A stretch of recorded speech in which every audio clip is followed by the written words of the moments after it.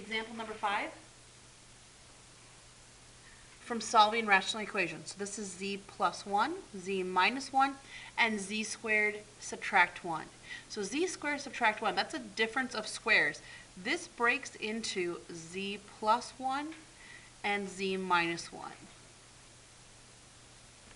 Okay, so step 1 says find a common denominator. So a good common denominator is going to be to make each one of these have a z plus 1 and a z minus 1.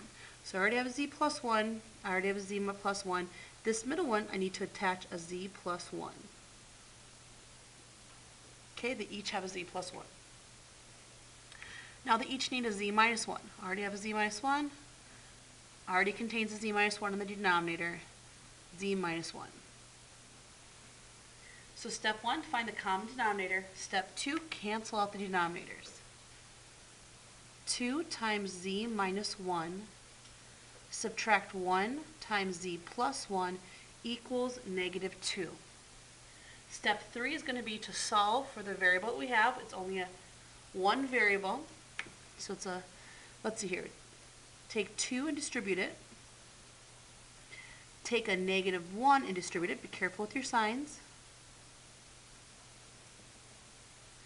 And now I'm going to move the z's to the left, the variables to the left, and the constants that don't contain variables to the right. So positive 2z and negative 1z is 1z. Negative 2 and negative 1 combined is negative 3.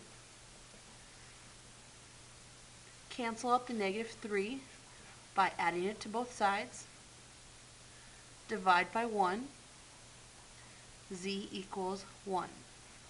Step 1, common denominator. Step 2, cancel out the denominators. Step 3, solve. Now step 4, check. Think back to the original problem. Can you guys help me out?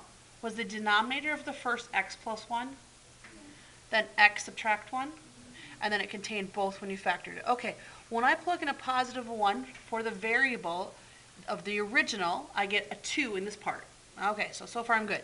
But when I plug it into the denominator of the second fraction, you end up with, so put a line through it, and capital E, capital S. It stands for extraneous solution.